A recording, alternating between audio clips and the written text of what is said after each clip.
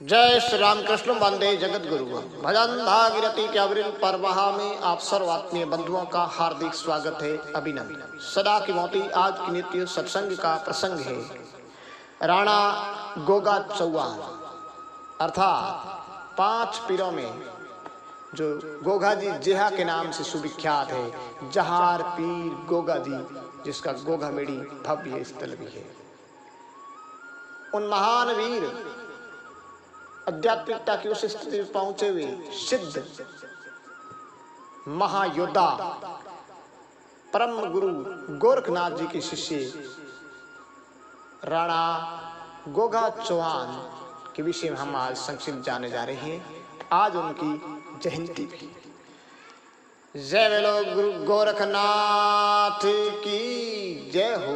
जय राणा गोग चौहान की जय हो, जय हो। तो आज हम राणा गोग चौहान के विषय में जानने जा रहे हैं, जो एक डॉक्टर मातु सिंह राठौड़, तारानगर चूरू, उनका जो एक शोध पत्र है या जो उन्होंने शोध करके जो संकलित की है, उसके आधार पर हम बताने जा रहे हैं। और एक आलेख आया है मेरे पास, जोधपुर के पास में चौहान राजपूतों का ठिकाना है सजाड़ा। तो सजाड़ा के शिक्षाविद श्री श्याम सिंह सजाड़ा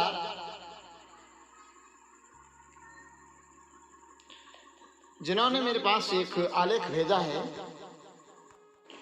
इन दोनों के आधार पर और कुछ राजस्थान के नाथ संप्रदाय से भी सहयोग लेकर के आपके सामने एक संक्षिप्त चर्चा करने जा रहा।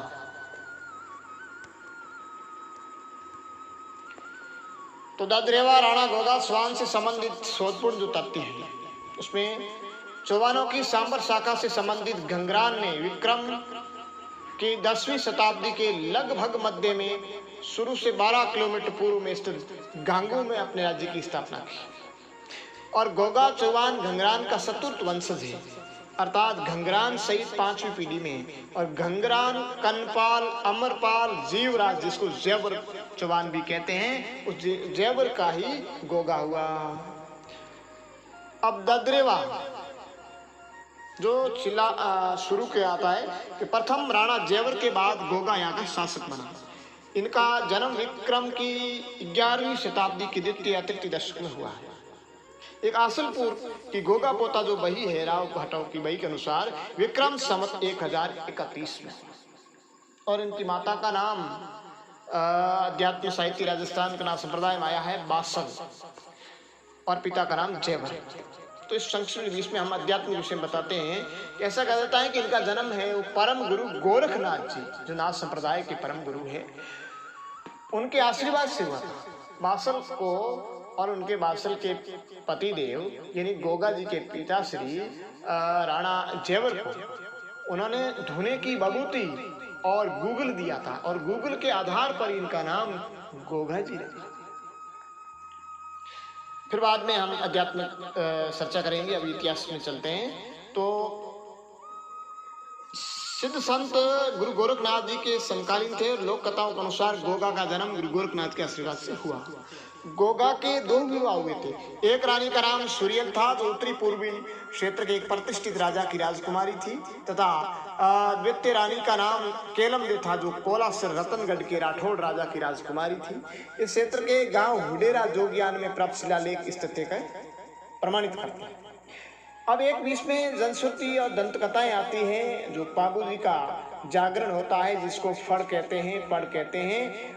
उसमें बाबू जी के जो भोपे होते हैं वे गाया करते हैं। और दंत कथाओं में आता है कि बाबू जी के भाई जो बूढ़े जी थे, अर्थात बाबू जी की राठौड़ की भाई बूढ़े जी की जो पुत्री केलम दीदी उनका भी नाम था, उनको उनके साथ में जोड़ते हैं, जो कि इतिहास की दृष्टि से एक भ्रमित तथ्य है, एक काल्पनिक कथा है। अब सापुर चरला द्रोणपुर जो जिला चूरू के शासक इंद्राव के पुत्र पौत्र अर्जन सर्जन ने ददरेवा पर आक्रमण किया था। ये मोहिलों के पूर्वज घंग्रान के वंश में ही थे। घंग्रान, इंद्राव, अर्जन सर्जन मोहिल लोक कथाओं में जोड़ों के नाम से चर्चित अर्जन सर्जन गोगा के मौसेरे भाई नहीं थे।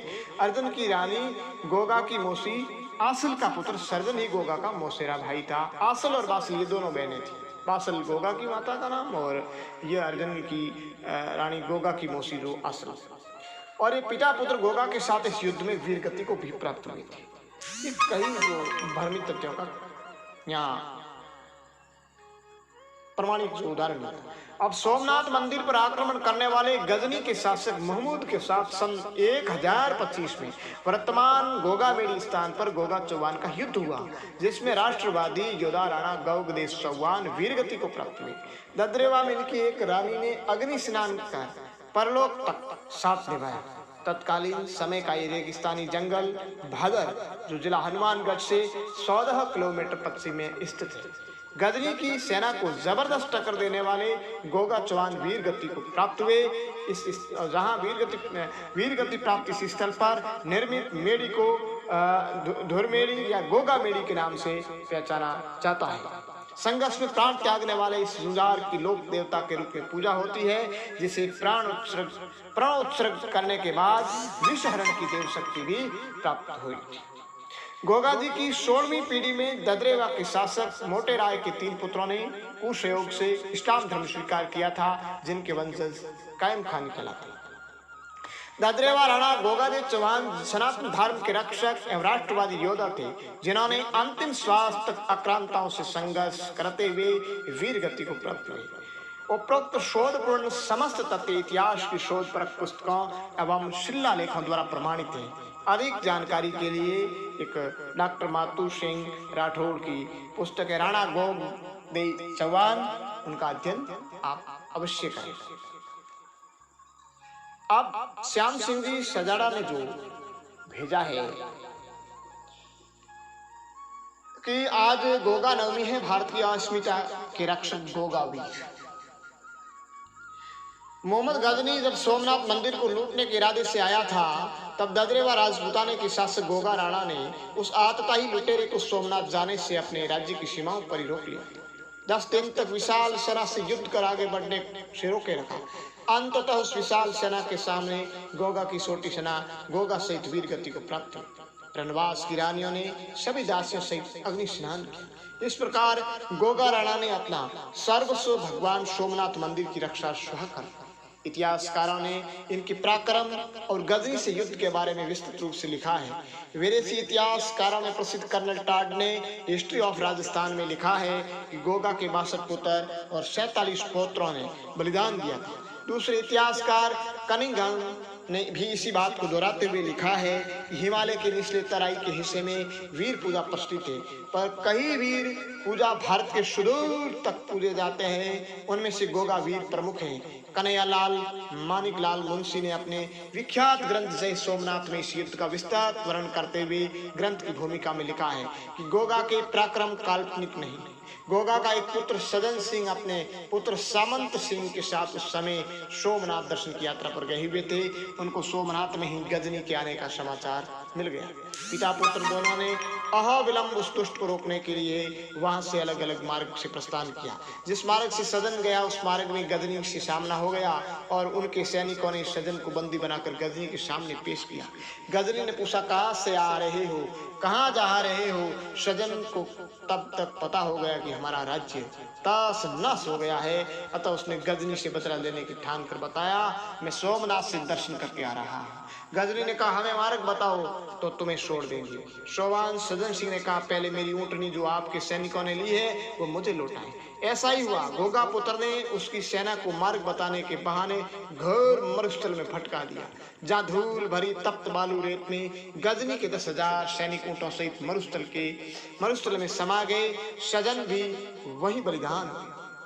इस प्रकार गोगा पुत्र ने दुश्मनों से बदला लेकर इतिहास में अमर हो गए। दूसरी ओर सजन का पुत्र सामंत को भी हकीकत का पता चल गया कि अपना राज्य समाप्त हो गया है। उसकी कद काठी और शकल गोगा जी जैसी ही थी और उसने गांव गांव घूमकर लोगों को सचेत करते हुए गांवों को खाली करने का गजनी की विशाल सेना के बारे में सबको बताया कि 30,000 ऊँटों पर पानी की पखाल लिए 1,00,000 लुटेरों को साथ लिए हुए आ रहा है। गांव खाली हो गए, कुओं को पट दिया गया, सारे को जला दिया गया। नतीजा ये हुआ कि गजनी की सेना को राशन पानी, पशुओं को चारा नहीं मिलने से भारी परेशानी का सामना करना पड़ा। गजनी के सैनिक बताते हैं कि साहब गांव में गोगा के भूत ने गांव खाली करवा दिए। तब गजनी ने कहा, ये गोगा जहार पीर है, जहां देखो वही मौजूद दिखता है। यूपी में गोगा को इसी नाम से जानते व पूजते हैं। सामंत ने एक काम और किया, उस मार्ग के राजाओं को एकत्रित कर उनकी सेनाओं के साथ सोमनाथ में मोर्चा लगाया और डट कर सामना किया। गजनी को अपनी जान बचाकर सभी सैनिकों को युद्ध में मरवाकर स्वयं कच्छ के रास्ते से वापस भाग गया। गजनी कम्युनिस्ट ने गलत इतिहास लिखकर यह बताया कि सोमनाथ की रक्षा के लिए कोई भी भारतीय नहीं लड़ा। के मुंशी, जो कांग्रेस के बड़े नेता रहे, जय सोमनाथ ग्रंथ में विस्तृत वर्णन किया है भारत के वीरों ने कैसे मुकाबला कर दुश्मन को भगाया था। आज 1000 वर्ष से भी अधिक समय से भारत माँ के उस वीर सुपुत्र को भारत की जनता इतना सम्मान देती है कि उनको लोक देवता के रूप में पूजती। गोगा मेड़ी नाम के स्थान पर उनकी समाधि पर मेला लगता है, जो उत्तर भारत का कुंभ माना जाता है। दिल्ली से गोगा मेड़ी रेलवे स्टेशन तक भारत सरकार 3 स्पेशल ट्रेनें चलाती है। भादो मास की बदी व शुभी नवमी को ददरेवा जन्म स्थान व गोगा मेड़ी, जहाँ गोगा जी वीर गति को प्राप्त वे जंगी मेले लगते हैं। एक अनुमान के अनुसार 15 से 20 लाख यात्री मेले में पहुंचकर श्रद्धापूर्वक पूजा और मनोकामना मांगते हैं। यूपी बिहार के यात्री पीले वस्त्र पहनकर आते हैं, जो केसरिया बाना पहनकर धर्म युद्ध करने की परंपरा की याद ताजा करवाता है। इस दिन राजस्थान सरकार की ओर से सरकारी छुट्टी रहती है। राजस्थान में आज के दिन घर में यानी घर घर में खीर चूरमा बनता है। पूर्णिमा को बांधी राखी आज खोली जाती है, जिसे गोगा की प्रतिमा पर चढ़ाई जाती है। मिट्टी से बनी घोड़े पर सवार गोगा की प्रतिमा की घर घर पूजा होती है। इसके संबंध में एक दोहा विख्यात है, पाबू हड़बू रामदेव मंगलिया मेहा पाछू वीर पधार जियो गोगा जी चिहा। ददरेवा राणा गोगा जी चौहान के विषय में बहुत सारी जानकारी से ग्रंथ भरे पड़े हैं, इसलिए हमने संक्षिप्त चर्चा आपके समक्ष रखी है। और गोगा जी का जो पौत्र है, इसको केसरिया कंवर जी के रूप में भी पूजा जाता है। जय गोगा धर्मी, ये मारवाड़ में नारा है गोगा धर्मी के रूप में। वीर जहार पीर राणा गोगा चौहान की जय।